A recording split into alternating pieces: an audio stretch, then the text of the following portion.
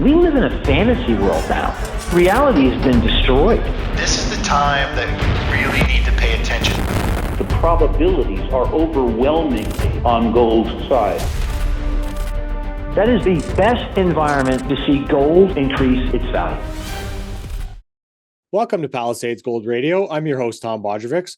Joining me today is Sam Lawrie. He has a background in financial services, bullion, derivatives, and algorithmic trading.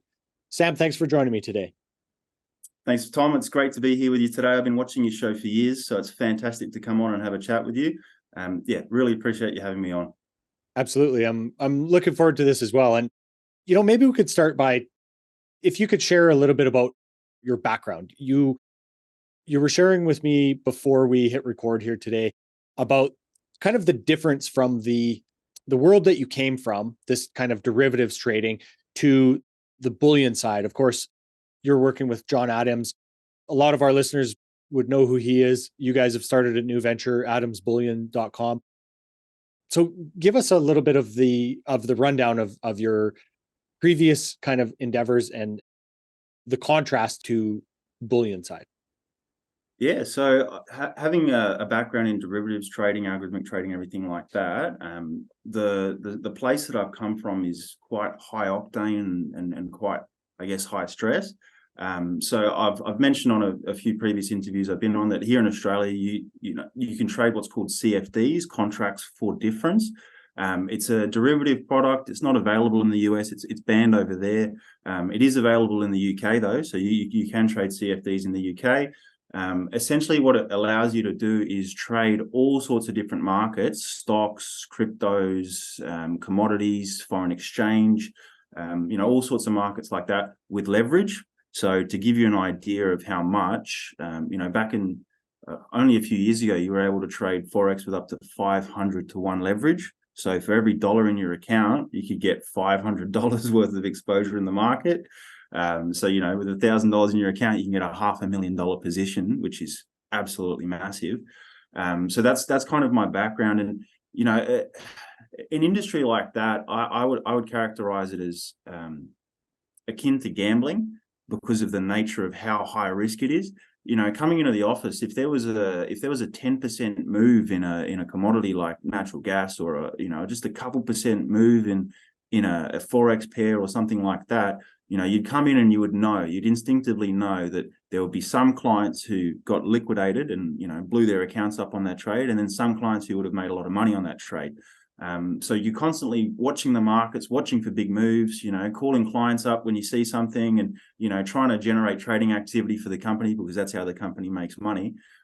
So it's a very high octane world, and, there's huge swings in people's accounts. So for some people, it means that they make lots and lots of money. There was a client that we had when I was working at the last broker I worked at. He was trading for about a year or so. He, started off with a couple $100,000, I think around $500,000 in there, and, made $1 million for himself, which is fantastic. But for every client like that, of course, we had, a few losers as well, people that would come in and over the space of a few trades, blow up their account. So it was,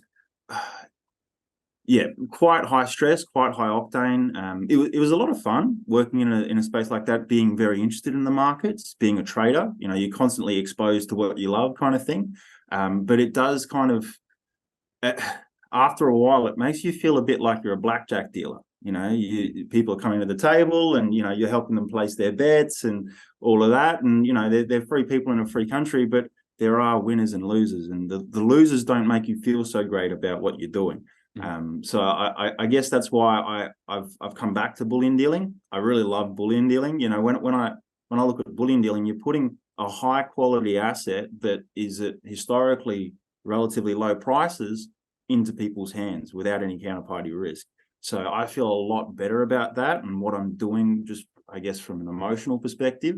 But despite all that, I did like my time working in derivatives, and it's, as I said, a very high energy, high octane environment. Yeah. So when you would see people that would blow up their accounts, was that just, always due to the leverage that they were playing with, or was it due to, just their particular mistakes that they were making and how they were analyzing those trades? Yeah. So broadly, both, a little bit of column A, a little bit of column B there. So yeah, when it comes to the leverage side of things, a lot of people would over leverage themselves. I like to think of leverage like a Ferrari. You can have a lot of fun in a Ferrari, you can go really fast, drift around corners, all of that, but you can also wrap yourself around a pole and kill yourself in a Ferrari. So you've got to be very, very careful with it. And a lot of people, when they're new to trading, they come in and they don't have any respect for the Ferrari. They see a fast car, they want to press the accelerator, and they don't really worry about where the brake is. So that's one aspect of it. The second aspect that you touched on there is absolutely true as well, as risk management. So, experienced traders that have been around for a long time, they'll have very strict risk management rules for themselves with their account. They'll only risk a certain amount of their percentage of their account on a particular trade. So having that mindset, it allows you to make a few losses in the market and not lose everything, and be able to still come back from that. So yeah, a lot of new traders, don't really have a strict risk management plan in place. So yeah, broadly speaking, to answer your question there, it's both. It's the lack of respect for the leverage involved, and then a lack of risk management. Yeah. Mm-hmm. So Sam, considering this unique background that you have, there's a great way that you have been able to kind of tell this story through a Forex pair. And when a peg broke. So this story really sounded like, to many people, like a black swan event. But how can these two things that would seem to not be related actually be related? These black swan events and currency pegs. Yeah, so the event that you're mentioning, the Swiss National Bank removing the peg back in 2015. The reason that I say that is relevant to derivatives and to bullion and all of that beyond just Forex is because of the interconnected nature of the financial system. So to step that out, what I mean by all that. So first things first, we'll start off at the event. So back in 2015, the Swiss National Bank, they had a currency peg in place between the euro and the Swiss franc. They held it at 1.2, and if it came down to 1.2, they would maintain the peg. They would buy currency and they would hold that rate there. So they did that for years and years, and they defended that peg. And right up until days before they removed that peg, they were still telling the market that they would continue to defend the peg. So traders, they thought, oh, well, this is a no-brainer trade. If it comes down into the area that the central bank are defending, I'll just put a long on, bet on it to go up, essentially. They'll defend it. I'll make money on my trade. No brainer. Fantastic. I've made money. Now I can go do whatever I want to do with my day. So that was the trader's way of looking at it. Now, that was all well and good, and you would have made great money trading that peg right up until they yanked it out from underneath you. And at that point, you would have lost everything. So the reason I say that, despite having these risk management rules in place, risk 1% of your account on the trade, is that in the event that we're talking about here, this black swan event, the liquidity in the market completely evaporated. So even if you did have a stop loss in place on your trade, risk management techniques, doing the right thing from a trading perspective, it would not have mattered. Your account would have been blown up because the market would have essentially gapped to far below where your stop loss was, and then you would have been filled at that lower price.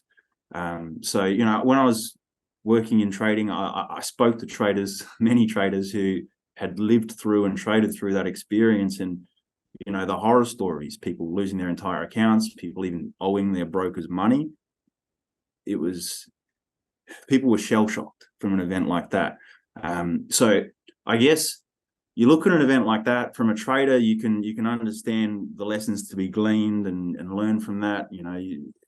You've got to be very careful with yourself and understand exactly what you're doing when you're trading. But from a bullion stacker's perspective, you look at something like that and you go, okay, so central banks can lie straight to your face. When they lie and then they stop lying, the key there being stop lying, remove the peg, stop lying, markets can move very, very sharply. Very quickly. To give you an idea, that currency pair, it moved over 40% in the space of 5 minutes. So, to give your viewers an idea of what's normal, a 1% move in the Forex markets is a big day. So 40% in 5 minutes is utterly insane. Now, you combine that with the leverage involved in Forex trading. You know, as I said, back in 2015 here in Australia, you could trade Forex with 500 to 1 leverage. So, you know, a 1% move with 500 to 1 leverage means that your account would have a 500% move. So if you've got, you know, $1,000 in your account, well, now you've made $5,000 off a 1% move. Of course, it can go the other way as well. Now, that's a 1% move. You multiply that again by 40, you're talking, you know, what, 40 times 5? It's 200 times your account. That's huge, or 200 times what you risk. So 1% of your trade, multiply that, 1% of your account risked, multiply that by 200, then you've got 200% of your account that you've just lost. So you can begin to see how people owed their brokers money, even though they thought they were only risking 1% because of the leverage involved. And I guess another thing to consider from a bullion stacker's perspective is the counterparty risk aspect of it. So in that event, there were multiple brokers that went down, one in the UK called Alpari in particular. Now, if you were trading with these brokers, even if you had the direction of the trade right, you would not have been able to make money on that trade because the broker wouldn't have been able to pay you out for it. Right. So that's another risk to consider when you're engaging in the financial markets. And, you know, people like to downplay that risk. Counterparty risk is that, you know, these events are very rare, and that's true. They don't happen every day, but they do happen. Mm-hmm. Absolutely. It's an important thing to remember, I think, especially in this time where it seems like there is, you know, for those that are paying attention, see that there is really risk everywhere, it seems like. So looking back at that situation retrospectively, though, were there really no warnings or, you know, particular indicators that could have actually shown beforehand that that peg was going to break? Like, were there signs of stress on that peg right leading up to when it broke? So yes and no. So there were a few things happening in the Swiss economy that would have hinted at the central bank's need to do something like this. You know, they were essentially having to print a lot of their own currency to maintain this peg, and that was having issues on their domestic economy. So there were arguments that that this policy wasn't sustainable for the long term. Any parallels there? But in the short term, as I said, right up until days before the event, the Swiss National Bank were ardently telling the market, we will defend this peg, you know, not to worry. So, you know, yes, if you were reading the tea leaves and you were watching very closely the Swiss economy and how things were moving, then you could have expected something maybe at some point, but you would not have been able to pick the date of it. And if you were listening to the Swiss National Bank, then you wouldn't have even seen it coming. Yeah. So Sam, what are carry trades? And if you could explain to us how they kind of apply in this Forex trading environment. Yeah. So with carry trades in Forex, it's a really unique thing where you can be paid to keep a trade open. As funny as that sounds, even when you're trading with leverage. So the way it works is whenever you're trading Forex, you're trading one currency against another currency. Now, each currency or each country there is going to have their own interest rate, their central bank's cash rate, whatever that may be. So, you know, I've talked about the carry trade in the context of the Japanese economy because I see that as, you know, the most important context as of right now. Of course, it applies to almost every currency pair, but I think about it specifically with that one. So, you know, just to step out that example for a second, you know, if the US has interest rates at 5.5%, the cash rate that is at 5.5% at the moment, and Japan has interest rates at say 0.5%, well, there's 5 percentage points difference between those two rates. So you would be paid 5% of your total trade size per year to hold that trade open. So if you had a $100,000 trade open, well, you'd be paid $5,000 a year to hold that open, which is great. And it incentivizes traders to hop into the trade, to be paid that $5,000 a year. Who doesn't want $5,000 a year, right? So for that reason, it does help to move price. As traders hop in on one side to collect that carry trade, it helps to move price.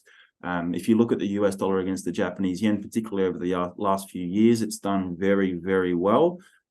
So for that reason, Forex traders love carry trades. They hop in, they collect income just from the carry aspect of it. That does not begin to even look at the price action aspect of it. If you get long and price moves up, you make money from the capital gain perspective. So it can be very profitable when you get it right. However, trades like that, when they unwind, when the carry trade unwinds, it can unwind quite sharply. So why do I mention this? Is that at the moment, the Bank of Japan is in quite a corner.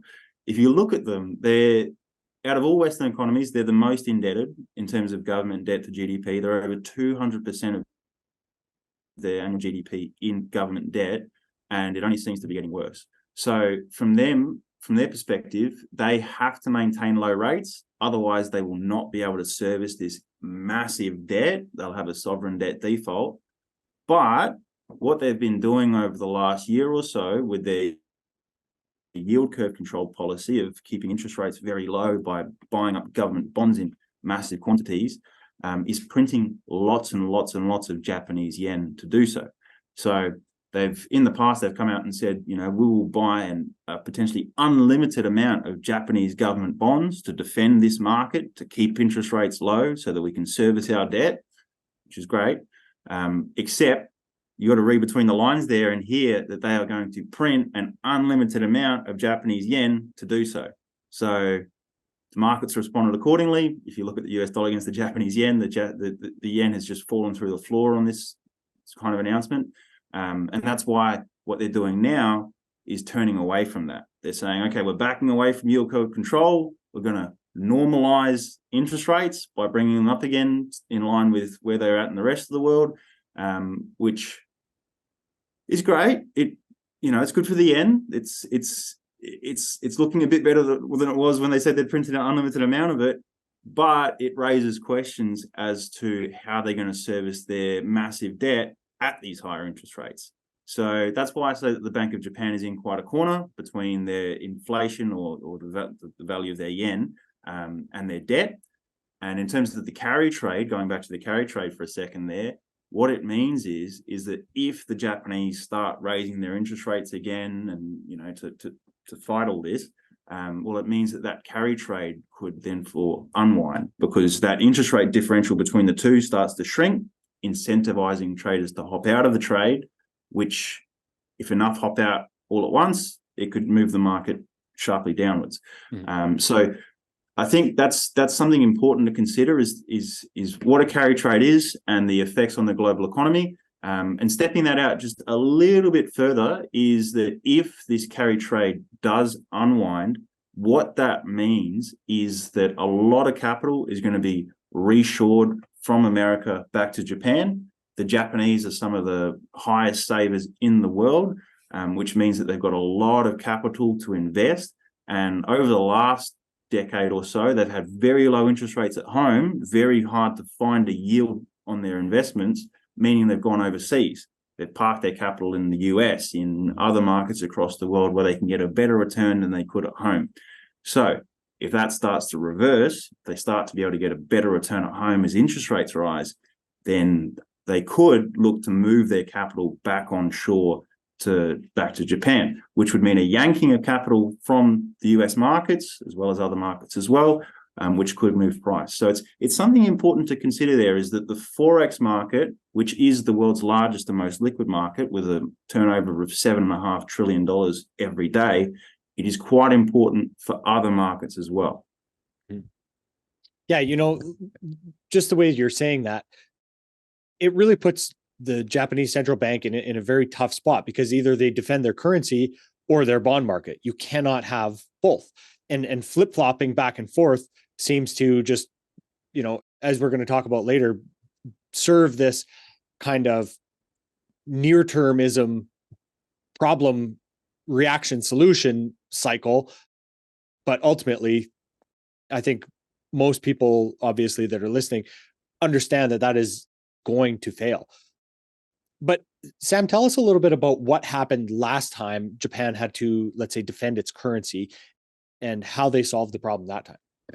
Yeah, so this was really interesting to watch. So a few months ago, I want to say 4 or 5 months ago now, maybe 6, the Japanese currency, it was looking absolutely horrific. It had lost a lot of its value very quickly. The exchange rate had moved sharply, and the Japanese central bank were looking at creative ways to defend their exchange rate. Of course, trying to do it without raising interest rates. The obvious effects that has as well. So they came up with something. Props to them here. They came up with something quite creative so Japan is outside of the US, of course, they're the largest holder of US treasuries in the world. So what they did was they sold off some of these US treasury bonds in exchange for US dollars, and then they sold those US dollars for Japanese yen in a quantity large enough to move the exchange rate back down again in the yen's favor, strengthen the yen against the dollar. So that was quite creative. I didn't see that one coming personally. Probably should have. But it does have knock-on effects for the US market. So US Treasury bonds being one of the most important markets in the entire world financially, if a country that is the largest holder of them outside of the US starts selling these bonds in large quantities, for their own reasons to defend their own currency, that has effects on the bond market. Now, if selling lots of bonds onto the market, the effect that has is raising interest rates. And this is raising interest rates at a time when the US is over $32 trillion in debt, over 100% of their GDP in debt, and adding to that every year. If you look at your interest servicing expense on your debt, it has just overtaken your military as the largest budget item on the US government's budget. So it really makes you think as to the interconnectedness of the system, going back to that, where the Japanese having issues with their currency could mean the US bond market having big issues as well. And that's that connection may not be clear to most people. Mm-hmm. Yeah, it's really important to try and think through. And I've been sent a couple emails about this idea that everybody just out of spite is going to dump their US treasuries. And thinking through that, it doesn't really make sense to me, because if everybody goes to sell all at once, that creates a very illiquid market again from the buy side and just crashes the value of all of those bonds and treasuries. So, that makes it seem like there becomes no winner in that circumstance. Am I thinking about that correctly? Yeah. Essentially, yes. And another thing as well, going back to the interconnectedness, is that if the US bond market has big problems, well, there's a saying in finance that if the US sneezes, the rest of the world catches a cold. Mm-hmm. You guys are you're Canadian, but the US is the centerpiece of the global financial system. They are the world's reserve currency. Their markets are some of the deepest and most liquid markets in the whole world. So if there is this blow up in the US Treasury market, every country around the world is going to feel it. So, going back to what you said there about, unloading these US treasuries out of spite. I mean, look, bonds that pay you below the rate of real inflation are a guaranteed loss, in my opinion. But despite that, there are market considerations to be made as to whether or not to unload. If unloading your treasuries as a country crashes the US economy and therefore your economy, then in a way, from a game theory perspective, you don't want to sell your US treasuries because you don't want to cause a global financial crisis. Yeah, it seems, as you say, the interconnectedness and the amount of risks really make it seem like a glass house at this point. And, Sam, I want to get into talking a little bit about the banks. We saw a couple bank failures in the US at the beginning of the year here. There was one more a little bit later. Do you think that if we saw a major type of, banking crisis or financial crisis that precipitated obviously into the banking sector, that could lead to bank bail-ins? Yes, so that's a fascinating question about bail-ins. So I'm watching the US banking system quite closely at the moment. Signature, SVB, all of these bank failures recently, they're all due to the same reason, and that reason affects all banks in the US. The idea that, in America, mortgages are fixed for the rate of the full 30 years, that's crazy. We're an Australian, we get floating rate mortgages that can only be fixed for 3 to 5 years, right? So, that's something unique to us there. But these banks having all of these mortgages on their books at very low interest rates that got locked in years ago, as well as treasury bonds and everything like that very low interest rates locked in years ago. And then now they have to pay their depositors increasing rates of interest. Otherwise, the depositors will just yank their money and buy treasury bonds with it. That puts the banks in a hard position where they're not getting much income from their assets, and they're having to pay out more and more on their liabilities, and they're underwater from a capital gains perspective on their book. And it's quite ugly there. So all US banks are experiencing the same conditions on that, which means that more could go down, particularly if they keep raising rates or even just hold them high like they're talking about doing. So for that reason, I am watching the US banking system quite closely. And again, if the US sneezes, the rest of the world catches a cold here. So yes, I look at that, and I do think that if there is a massive banking crisis that starts in the US and could move to across the world, with the nature of financial contagion, then bank bail-ins could be a thing. That the idea that they take their depositors' funds and convert those into shares in the bank that, at low high prices that then become low, so that you're essentially losing out on the value of those shares. Bailing the bank out and getting equity for it. If you look at Cyprus, back in only about 10 years ago, they had bank bail-ins, and the legislation has been passed here in Australia as well. So it is something to be thinking about, and that's one of the benefits of bullion, is that when you keep your funds outside of the bank, you don't have to worry about bank bail-ins. It's not something that concerns you. You've got a little bit of funds in your account. If they take that, so be it. You've got your stack somewhere else. So that's a really, really good aspect of bullion, protecting you from the banking system. But even in the scenario where you don't get bailed in, because I see it as it's one of two things: either they bail in or they bail out. So either they take the depositors' funds, or they just give the bank's funds from the taxpayer or whoever it may be. So in the bailout scenario here, where you don't have to worry about bail-ins, your money's safe, all of that, even then, the value of your funds in your account, the real value, if they print all this money out of thin air to backstop the financial system, well, doesn't that lead to massive inflation and lower the value of all the existing dollars beforehand? So, for those reasons, even if you're not worried about bail-ins and you're more worried about bailouts, you should still be thinking about bullion from a purchasing power perspective. Mm-hmm. Yeah, it really makes you think about the plethora of possibilities here, the amount of risks, and the idea that you do have these assets outside of the system that are safer from the rules just being changed at a moment's notice. Yep, and that is the problem, is that the rules can and have been changed at a moment's notice. If you look back at the Great Depression in the US, the idea that people rocked up to the bank to get their funds out and were told, sorry, you'll have to wait weeks and weeks, months and months, years and years, it drags on and on. That's something to be thinking about there. Cyprus, it's happened in the past, it can happen again.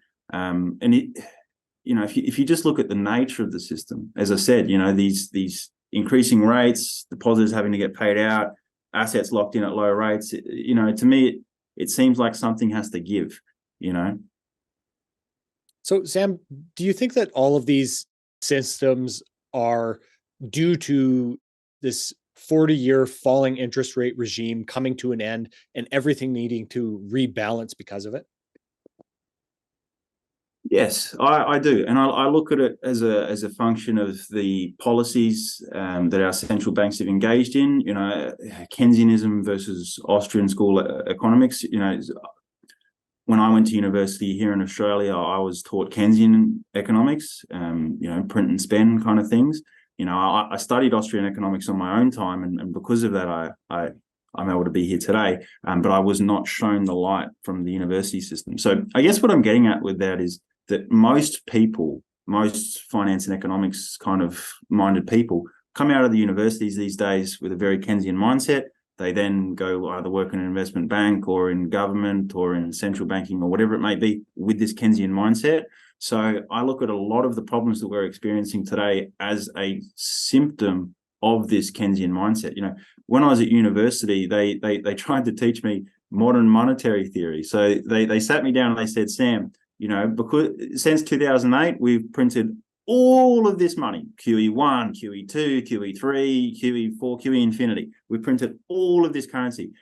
Keep in mind, this was a while ago. I was at uni, and then they said, and look, there's been no inflation. Inflation's remained low. It's below the 2% target. Therefore, logically speaking, there are no consequences to money printing. We can print as much as we like, and there's no inflation. Mm-hmm. Which, even at the time, I had issues with. I thought, that doesn't sound right to me. But that is what I was taught. So if people come out of university with that kind of thinking and go into central banking, go into government, go into investment banking, and they are the ones that shape the financial world that we live in, well, then of course we have the problems we have today. It's just the nature of what the mindset of market participants is. And that's why I look at Bullion and Austrian school economics with such a positive view, is that it almost seems like sanity in an insane world. Yeah, it's interesting to think about, everybody wants to know, let's say, the cause of or the source of the inflation that we're seeing now. And I think at the end of the day, it doesn't seem to really matter at the end. We spend a lot of time looking at this stuff very up close, and we're very focused on what's happening this week, what's happening, tomorrow, whatever it is, what happened yesterday. But I think in aggregate, understanding that inflation, due to, very likely growth of the money supply, makes your dollars go less far than they did yesterday, that should be, a really important lesson that most people need to understand during this time. And, when we look at this, let's say the symptoms again of this short-termism, where politicians and central banks seem to take the least painful way out of every situation, do you think this has caused this pile up of easy choices that has led us to the end of the road, that they've all piled up to create, the possibility of this massive crash, only, let's say, accelerated by all these derivatives and all these other pieces of financial engineering that can help the building just come falling right down? Absolutely. So I look at the incentives of the system that we live in, and that's, I guess, kind of what makes me such an ardent gold bug, is that we live in a system where the government is incentivized to print and spend more money. So no wonder that currency creation has been the way that it has been, both over the last 3 years, but also going back over the last 50. So of course, we've had massive inflation. We've had print and spend, big government policies, deficits. When was the last time the US ran a budget surplus? You know what I mean? So, for all of those reasons, of course, we're having all the problems we have today. And something I'd like to touch on there as well that you've said is the idea that this inflation we're seeing today, lots of people are trying to study it and figure out where it came from. I think you're absolutely right there. Massive currency creation is a great place to start looking. And it's quite frustrating in a way, seeing a lot of the public discourse, here in Australia, but also internationally, where, a lot of people try and blame this inflation on corporations, on the free market, on, companies and, individuals and all of that. And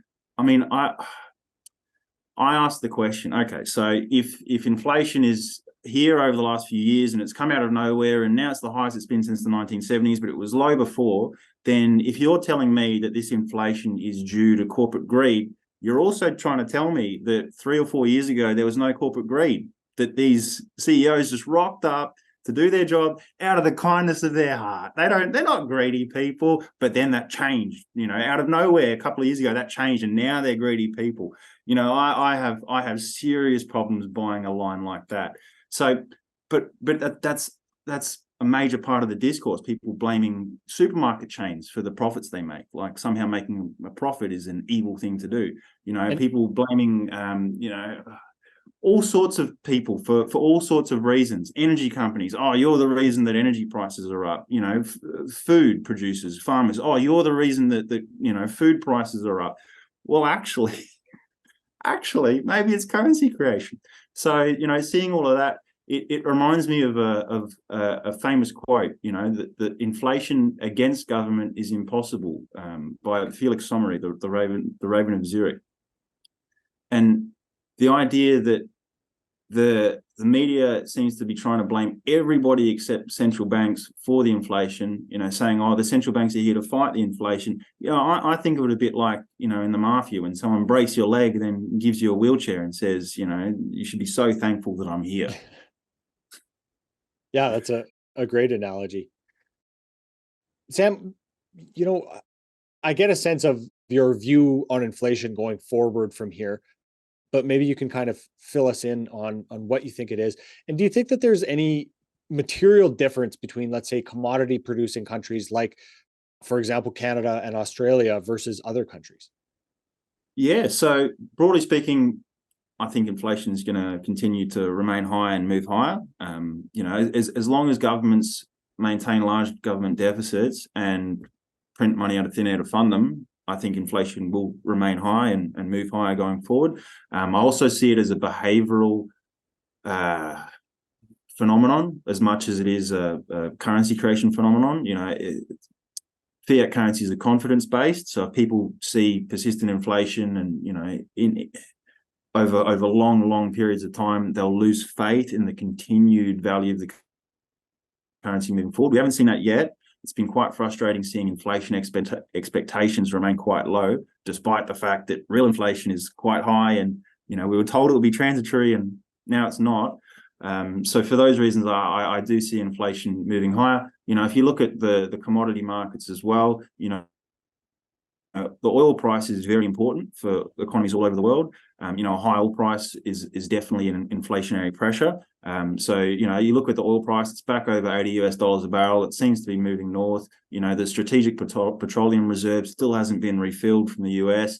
You can't print oil is what I'm getting at here. So for that reason, that's a global inflationary pressure. Food prices are still moving up. That's a global inflationary pressure.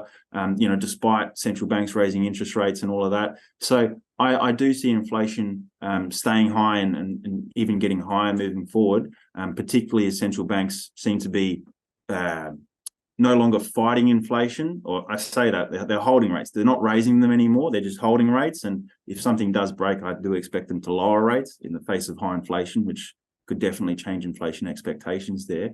But to touch on the second point that you've asked there about commodity producing countries, it's a great question. Australia, we're the world's second largest producer of gold. So coming on, a show like this and talking about the impacts of this inflation on the gold price, that's quite good for us.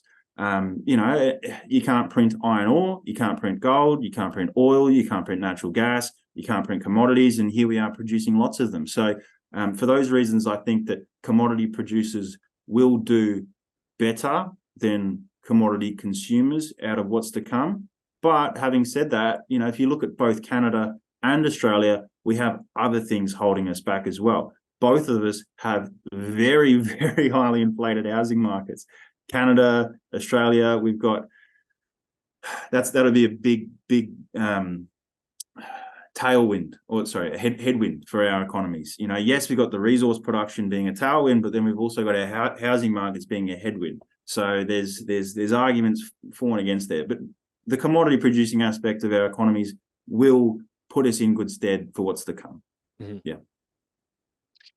Sam, how do you see the differences between gold and silver as savings or speculation vehicles? Does one serve purposes that the other does not? Or how do you see the differences between the two? Yeah, so it's funny, as a currency trader, I do see silver as more of a play on the US dollar than gold is. Now that could sound weird, and I'll step that out. So gold, if you look at it at the moment in Australian dollars, it's not far from all-time highs. It's performed very well, and this is in the face of a rising US dollar over the last 5 to 10 years. So despite the US dollar strength, gold's done quite well. Silver has lagged, and the reason I think it's lagged is due to that US dollar strength. So if you're trying to play a drop in the value of the US dollar, I would be choosing silver over gold because it's more sensitive to the US dollar. Now, in a strengthening dollar environment, gold's outperformed. So that's kind of a difference between the way that I look at them. I also do look at gold as a less of a speculation in from a historical performance perspective. So here in Australia, over the last 20 or so years, gold's averaged around a 9% return in Australian dollars per year, which is great. Even if you don't talk about the Federal Reserve, if you don't talk about money printing, if you don't talk about any of the things we've mentioned today, and you just tell somebody it's gone up on average 9% a year for the last 20-something years, that's convincing enough, right? Whereas silver, being so undervalued, having the gold to silver ratio move from around 30 to 1 in 2011 to around 80 to 1 today, it really does represent an undervalued asset. So for those reasons, I see gold as it's done really well. It'll continue to do really well. And whereas silver, I see as it's unloved, and it could really surprise people here. Yeah. But is it possible that silver is more of a commodity than viewed as a monetary metal like gold is? Yes. So a lot of in derivative circles, people look at silver as a hybrid. They say sometimes it trades like a monetary metal, sometimes it trades like an industrial metal, whereas gold trades like a monetary metal. So for those reasons, you can say that yes, if there is a large global crash in manufacturing and industry, then silver may get hit worse than gold, as it is an industrial metal. So all of those arguments can be made that silver is higher risk from an industrial perspective, and it is used in the global economy. So, if demand for it falls from industry, then, there's all of those concerns to think about. Gold doesn't have the same concerns there. But for the other side of the argument is that, yes, silver is used in industry, increasingly so. There is an increasing amount of demand for this metal. So some people may look at the industrial aspect of silver as a negative, and they may say, I'd like to just, gold's better, it's money. But for some people, they look at the industrial aspect of silver and they go, wow, solar panels, all this stuff, it's taking off. It's going to need a lot more silver. Even if I'm not playing the monetary aspect of it, I'd like to play the industrial aspect of it. Sam, you mentioned earlier that the metals are relatively undervalued. So with all-time highs in gold, in many currencies, like the yen, like we mentioned earlier, how are you seeing that they are undervalued? Obviously, I can understand that from silver's perspective, but with gold being so close to its all-time highs, how do you hold that perspective? What a question. So I guess the reason that I do say that gold is undervalued, despite the fact that it is floating around all-time highs in Australian dollars, is from a relative value perspective. We've seen unprecedented currency creation over the last few years. We've seen, highs across all sorts of markets, the American stock market, stock markets across the world. We've seen the crypto markets have big highs back in 2021. So real estate markets, everything like that. So it's not like only gold and silver have moved up over the last 20 years. Other markets have moved up as well, and some of them have outperformed gold and silver too at certain points. So for those reasons, particularly if you look at the US dollar price of gold, back in 2011, it hit around where it is now, 1930. I mean, we're at around 1930 at the moment. So, for those reasons, if gold was 1930 in 2011, and then we've had 12 years of currency creation, stock markets moving up, cryptos, real estate, everything like that, all moving up, and then gold's at the same price it was back then, from a relative value perspective, it looks quite cheap. And even going from an Australian perspective of, yes, it's at all-time highs and everything like that, the Australian dollar, it's not looking strong moving forward.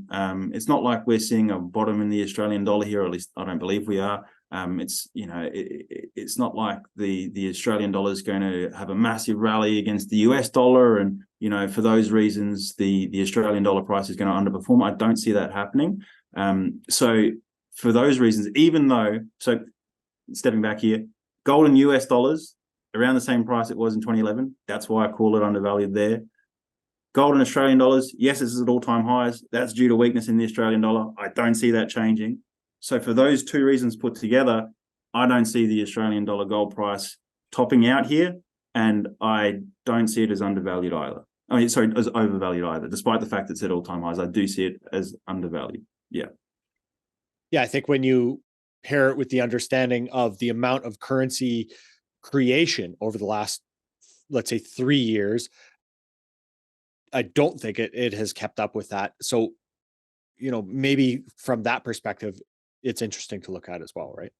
Yep, absolutely. And touching on something I mentioned as well about the incentives of the system, the system is not incentivized to stop producing currency. There's something I like to say about precious metals, which is, when you buy gold and silver, it comes with a central bank guarantee. I think I heard this from, a YouTuber, is that the guarantee is that they will absolutely not printing money. They'll absolutely not stop printing money. Now, I ask you the question, Tom, if you had the ability to print money out of thin air, would you stop?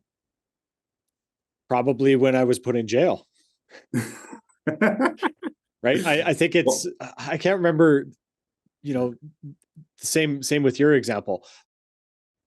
When you or I print currency, it's called counterfeiting.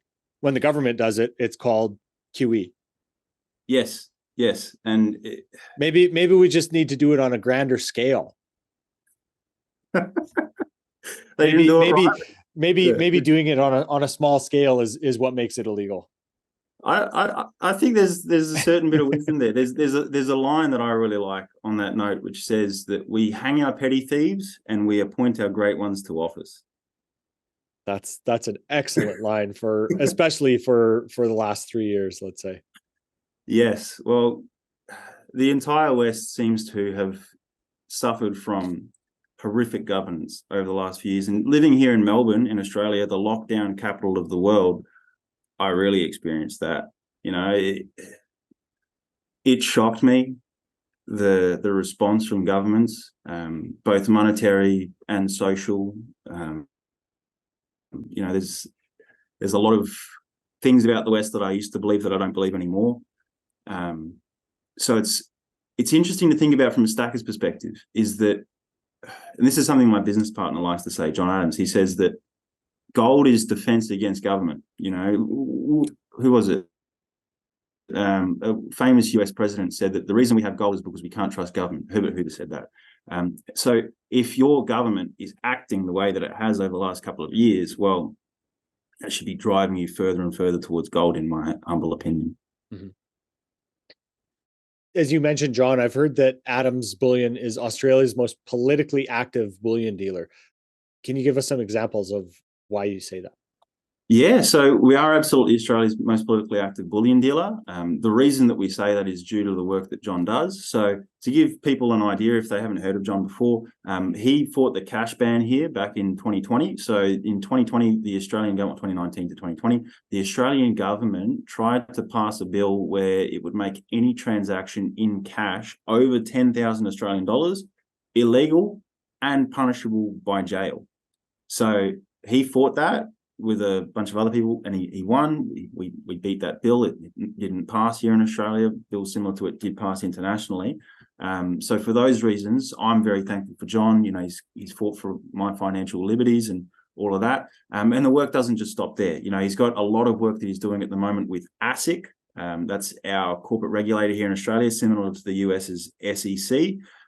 So keep your eyes peeled. He's got some big news coming on that in over the space of the next few weeks to months, kind of thing. So for those reasons, we say that we are Australia's most politically active bullion dealer. If you would like to do business with a bullion dealer that is actively campaigning and promoting your interests, then you can do business with us and support us like that. And it's fantastic to work with John. I speak to him every day. He's he's the kind of guy that never stops. And that's exactly what we need in a scenario like this, is somebody like him that will not stop to pursue the public interest. Mm-hmm. Absolutely. Of course, you can find everything you guys do at Adams Bullion, whether it be Facebook, Instagram, Twitter, and adamsbullion.com, right? Absolutely. You can find it all there. You can contact us. Our phone number, our emails, all on the website.